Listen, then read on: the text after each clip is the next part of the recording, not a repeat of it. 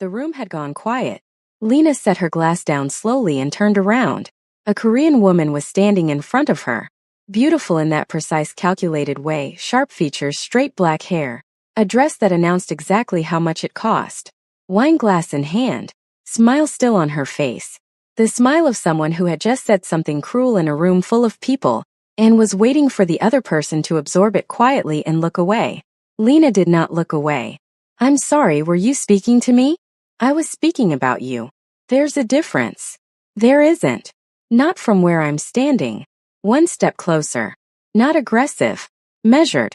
The kind of step that announces a decision has already been made. "I don't know who you are. I don't know what you think you know about me or where I came from. But I will tell you this once and I won't say it again. Whatever you just said, don't say anything like it again. Not here. Not anywhere near me." The smile cracked at the edges. The woman turned across the room. To a man who had been standing there the entire time. Still, arms loose at his side, watching everything with an expression that gave nothing away. "You should teach your wife some manners." Han Tae-sung looked at her for exactly 2 seconds, then looked away. Back to his conversation. Like she hadn't spoken at all. Her face went cold. Lena picked her glass back up, turned back to the group she had been standing with, like nothing had happened, and that should have been the end of it. It wasn't. What happened next was worse, and no one in that room saw it coming. If you're still here, you already know. This story doesn't end quietly. Lena Vuyo was 27 years old and she had built everything herself. Born in Johannesburg, raised by a mother who worked 2 jobs and never once complained about either of them. Her mother used to come home at 11 at night with her feet hurting and her back aching, and she would still ask Lena how her day was before she sat down. Lena had watched that her whole childhood and made herself a promise. She would work smart so she would never have to work that broken. She moved cities at 24 with a graphic design degree, a laptop and enough savings to last 4 months if she was careful. She stretched it to 8 by being very careful. Then the clients started coming.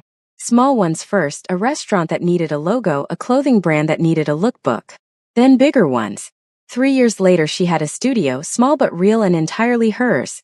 2 junior designers who came in every morning trusting her with their livelihoods and a growing client list that she had built contact by contact, project by project, late night by late night. She had never taken a shortcut. She had never needed to.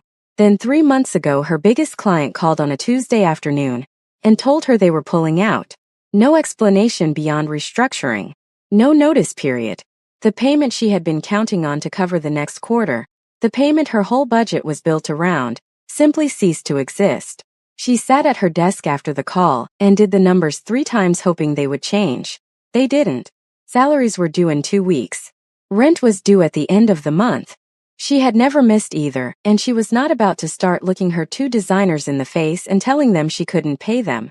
She spent 3 days trying to find another solution. Called contacts. Chased invoices. Looked at every option available to her. Nothing came together fast enough. Then a friend called. There was a man, she said. He needed a stand-in wife for 3 months. Public appearances, family events, nothing more. He would pay well, very well. She would sign a contract, fulfill the terms, walk away clean. The number her friend quoted made Lena go completely still on the phone. How legitimate is this? She asked. Very. He's serious money. It's a real contract, a real arrangement. Nothing dangerous. She asked for 24 hours to think about it. She decided in 4. She met Han Tae-sung in a private room 2 days later. The room was clean and quiet and expensive in that understated way that spoke of people who didn't need to announce what they had. He was already seated when she walked in. He stood when she entered, not performatively, just as a matter of course, and she noticed that. He was not what she had expected. She had prepared herself for someone louder, someone who wore his wealth more visibly, someone who would make the whole meeting feel like an interview where he held all the cards.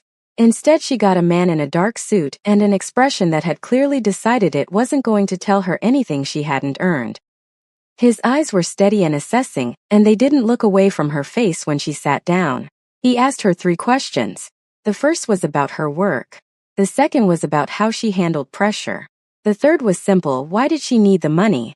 She answered all 3 without flinching and without dressing anything up. She told him about the client pulling out. She told him about the salaries and the rent. She told him she wasn't looking for charity. She was looking for a transaction that worked for both of them. Something moved briefly behind his eyes. He slid a contract across the table. She read it carefully. 5 rules: act like his wife in every public setting. Tell no one about the arrangement. Do not cross personal boundaries inside the residence they would share. Do not develop feelings. Walk away clean when the 3 months were up. She read 4 of them very carefully. She signed it. What the contract didn't explain, what there was no reason for her to know sitting in that room, was the full weight of why he needed it. His grandfather was dying. The old man had built the family's name across decades, and he had one final requirement written into his will: the full inheritance. The construction empire his father had grown from a single contract and a borrowed office into something formidable would transfer to Taesung only when he was married. Not engaged. Married. The old man was traditional in the deep, immovable way of his generation, and he was running out of time. Taesung had no interest in marrying anyone. He had every interest in protecting what 3 generations of his family had built. The construction company was the face of it: glass towers, city contracts, board meetings, and handshakes. His other world had no face. It lived in coded communications and late-night operations and a network of men who were paid well enough never to ask questions. He had built that side himself quietly over years, and it worked precisely because he was not reckless with it and not loud about it. He found Lena because he needed someone who could walk into any room and hold it without being coached. Watching her across that table answering his questions without performance or apology, he decided she could. She moved in 2 days after signing. He had sent a car. When it pulled up to the house, she made herself breathe normally before she got out. Inside, she kept her expression professional and her eyes steady and her voice even while he walked her through the space. Her room. The shared areas. Where she could and could not go. He was not rude about the boundaries. He was precise. There was a difference she noted and filed away. That first night she sat on a bed that was larger than her entire apartment and called her mother. Her mother asked how she was settling into the new place. Lena said fine, the room was comfortable, the area was quiet. Her mother said she sounded tired and told her to rest. Lena said she would. She hung up and sat in the quiet of that enormous room for a while before she turned the light off. The days that followed had a careful formality to them. 2 people moving around each other with deliberate precision, keeping to the terms of what had been agreed. But small things had a way of slipping through formality without asking permission. She cooked on the 4th evening because she needed something to do with her hands, and she had always cooked when she was restless. He came home while she was still in the kitchen and stopped at the doorway for a moment. He didn't say anything. He sat down when she put the food on the table and ate without commenting. Then, when he was almost done, without looking up from his plate, he said, "It was good." She looked at him. "Thank you." He nodded. That was the whole exchange. But something about it settled slightly in her chest. He worked late. She was always still up when he came home. Not waiting for him, she told herself, just working. Her laptop open, her design spread around her on the dining table. He would come in and pour himself a drink, and sometimes, without saying anything, he would sit at the other end of the table. They would both work. The silence between them had a texture that wasn't uncomfortable. It was just 2 people in the same space doing their own things, which was something she hadn't had with anyone in a long time. One evening she asked him about the construction company. She expected the corporate version, figures and projects, and the language of business presentations. Instead, he talked about the specific problem they were solving on a site in the north of the city, the particular challenge of the soil conditions, the way the team had worked around it. He talked about it like someone who actually cared about the details and not just the outcome. She listened. Then she told him about a branding project she was working on for a client, the difficulty of capturing something intangible in a visual language. He asked questions that showed he had understood what she'd said. She found herself talking longer than she had planned. Neither of them mentioned the contract. The first family dinner was a week into the arrangement. His parents, 2 aunts, his younger sister Jiyeon, who looked at Lena with open curiosity, and the uncomplicated warmth of someone who had not yet decided to have an opinion. His grandfather sat at the head of the table, frail now, the weight of age on him visibly, but his eyes sharp and present and missing absolutely nothing. Taesung introduced her to the family with his hand at the small of her back and his voice carrying a warmth she hadn't heard from him in the house. She matched his energy without effort. She was good at reading what a room needed, and this room needed her to be warm, present, and comfortable. She answered his mother's questions directly, and with genuine engagement. She made Jiyeon laugh twice. She thanked his father for having her with a sincerity that wasn't performed. She felt the grandfather watching her all evening. Not suspiciously. More like a man confirming something he had already decided. As they were leaving, the old man held Taesung's arm at the door. His voice was low enough that only his grandson could hear. "Don't lose that one." Taesung said nothing. He helped Lena with her coat and they walked to the car. "You did well tonight," he said when they were on the road. "I know," she said. He looked at her briefly. There was something in his expression she couldn't quite name, something that hadn't been there before. Then he looked back at the road and neither of them said anything else the rest of the way home. Across the city that same evening, Omire was processing news that had arrived through 3 separate people in the space of one afternoon. Taesung had a wife. She and Taesung had been together for 2 years. She had been the one to end it. Or she had told herself that story often enough that she had started to believe it. The truth, the version she didn't look at directly very often, was that she had ended it because staying had become too painful and leaving had felt like the only form of control she had left. She had told herself the coldness of him wasn't worth it, that she deserved someone who let her in.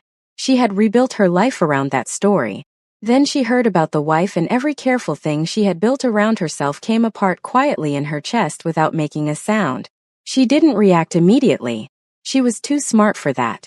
She started showing up at events she knew he would attend, always with a reason to be there. Always dressed like she hadn't thought too hard about it. Watching. Waiting to see this woman.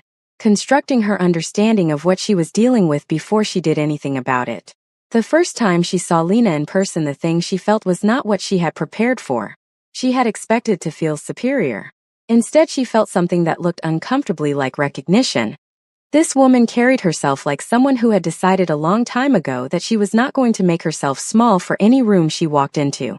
She wore her confidence the way she wore her clothes, like it had always belonged to her. Mireille didn't like that. So at that business gathering she positioned herself, chose her moment, walked over to the group Lena was standing with and inserted herself into the conversation pleasantly.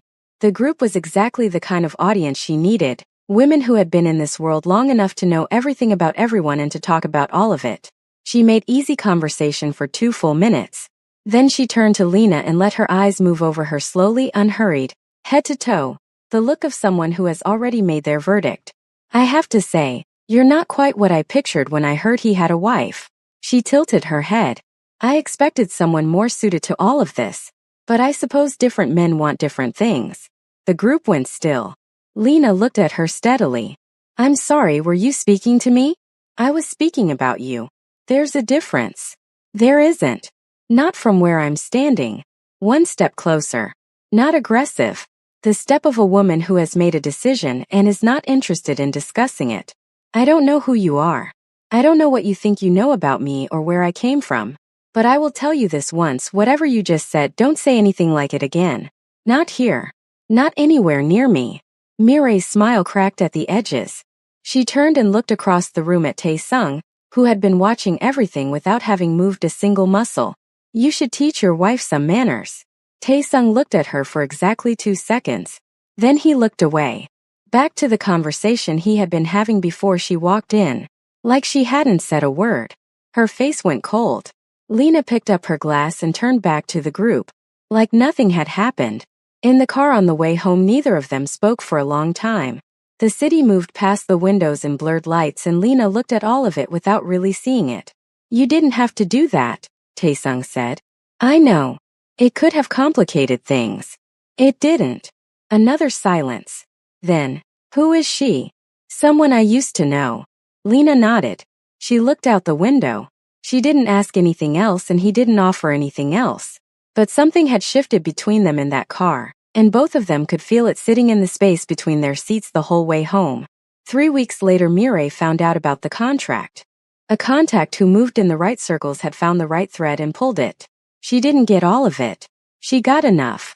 She sat with it for 2 full days, turned it over, examined it, looked at what it meant and what she could do with it. Then she chose her moment carefully. A larger event. More important people. The kind of room where information traveled fast and didn't come back. She arrived dressed like a woman who had been thinking about this for days and had decided that every detail mattered. She moved through the room for the first hour doing nothing but being present and pleasant and seen. Then she spotted her opportunity. Lena was standing with a group of women, the wives and partners of men like Tae-sung, women who had been in this world long enough to have seen everything and to have opinions about all of it. Mireille walked over with her wine glass and her warmest smile and folded herself into the conversation so naturally that no one would have thought twice about it. 3 minutes of pleasant exchange. Easy laughter. Then she turned to the group with an expression like she was about to share something delightfully surprising. You know what I genuinely admire? She paused just long enough. What this one does. She gestured toward Lena with her glass. Taking money to stand in as someone's wife. Showing up to every event. Meeting the whole family, playing the role perfectly. Month after month. She shook her head with something that looked like admiration but wasn't. I couldn't do it. I don't think most people could. Every woman in that group went completely still. Lena went still. Mireille turned to look directly at her. Her voice went almost gentle. How many weeks do you have left on the contract? The silence lasted 4 full seconds. Then, one of the women in the group set her glass down a little too hard. That's enough, she said sharply, looking at Mireille.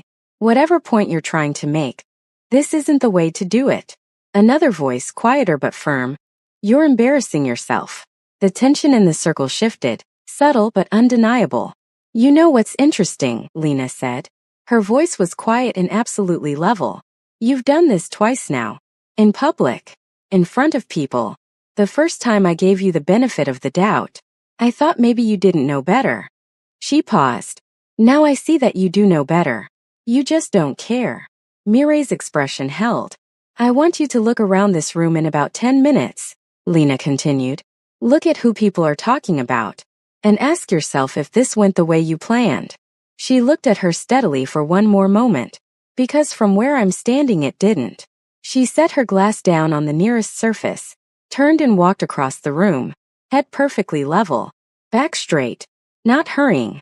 She found Tae-sung and put her hand on his arm and leaned close enough that only he could hear. We need to leave right now. And you need to know what just happened. In the car she told him everything. Every word Mireille had said. Every face that had turned. She told it the way she told everything, directly without performance. But her hands were pressed flat against her thighs and her jaw was tight and he could see what it was costing her to hold herself this steady. He listened without interrupting. When she finished the car was silent for a long time. I'm sorry, he said. She turned and looked at him. It was the last thing she had expected. Not the words themselves but the way he said them, like he meant them completely, like they weren't sufficient and he knew that. That should not have happened. Either time. None of it. She turned back to the window. She pressed her lips together. She was holding herself together with both hands and he could see it clearly, and he said nothing else because he understood that she didn't need words right now. She needed the space to hold herself. Lena. She didn't answer. Look at me. She turned. He held her eyes. I will handle it. The next morning he went to see Mireille without calling ahead.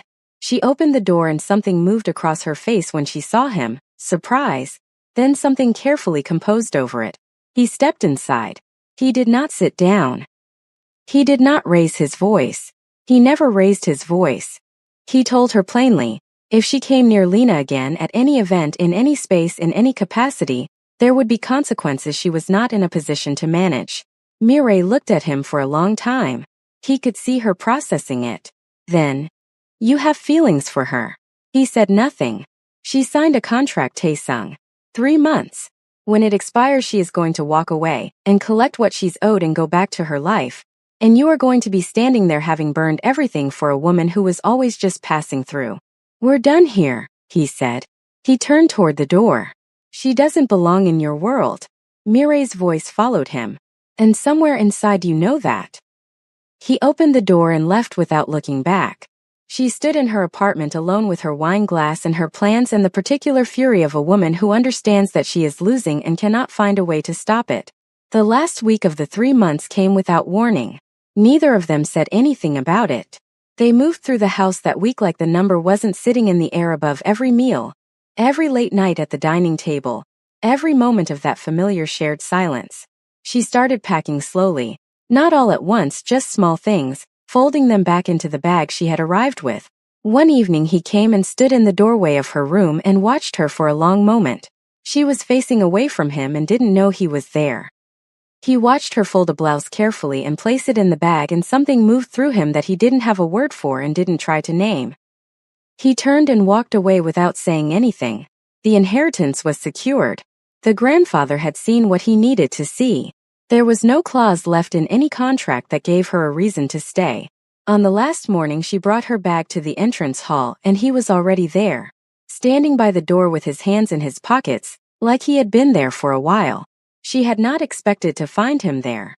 She stood her bag upright and held out her hand. "It was good working with you." He looked at her hand, then at her face. He did not take it. "Don't go. Tae-sung. The contract is finished." "I know that. That's not what I'm talking about." She held his gaze for a second longer than she meant to. "You're asking me to stay in a world you've never fully shown me," she said quietly. "A world where problems disappear overnight, and people don't ask questions about how." He didn't answer. Her voice didn't change.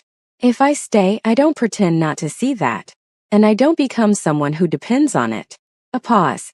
"Whatever this is," she gestured lightly between them, "it doesn't get to cost me who I am. I know all of that. This is not a simple thing." "No," he said. "It isn't simple. I know that too." She looked at him. At this man who had said more to her in this hallway in 2 minutes than he had volunteered in 3 months.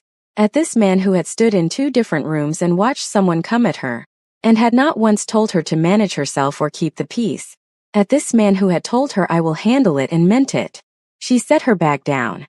When Mireille found out Lena had stayed, she made a decision and stopped being careful about anything.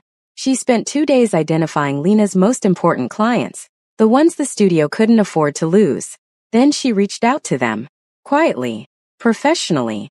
She told each one the same thing, that Lena's studio was under investigation for financial irregularities, that the contract she had been issuing might not hold up to scrutiny, that it would be wise to pause the relationship until things were clearer.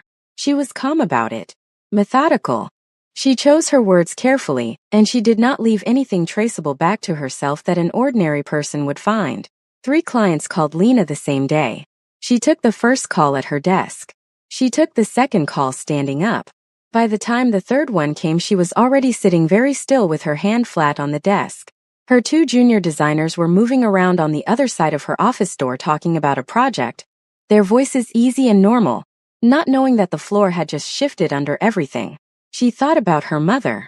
She thought about 2 jobs and feet that hurt and 11 o'clock at night. She thought about 4 months of savings stretched to 8. She thought about 3 years of contact by contact, project by project, late night by late night. She thought about what it had cost and what it meant. Then she picked up her phone and called Tae-sung. He answered immediately.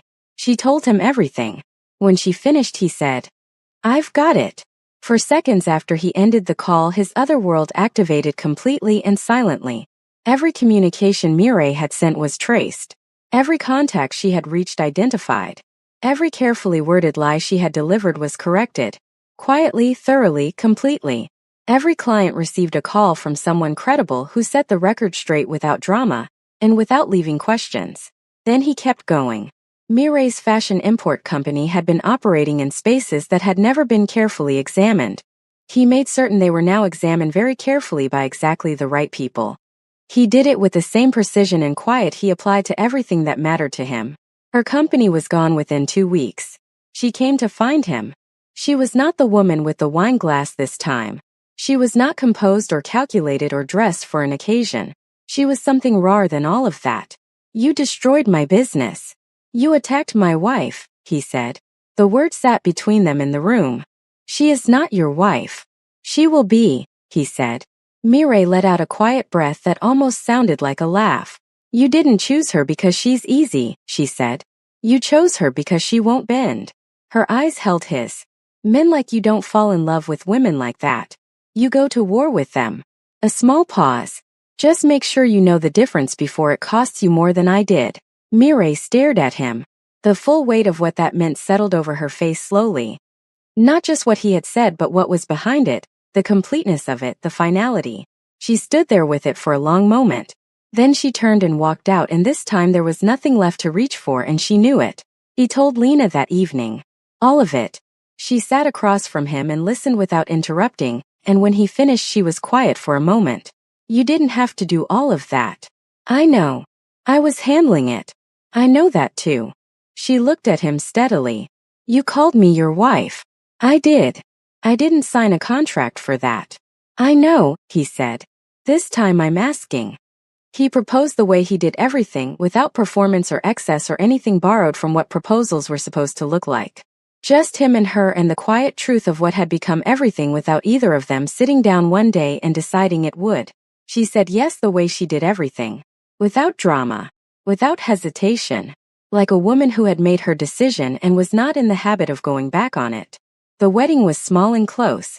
Her mother flew in from Johannesburg and cried from the moment she came through arrivals and didn't fully stop until the ceremony was over, and even then her eyes were doing something. His grandfather sat in the front row, frail now, the weight of his years on him fully, but his eyes sharp and present and not missing a single moment of it. He watched his grandson stand at the end of that aisle and watched Lena walk toward him.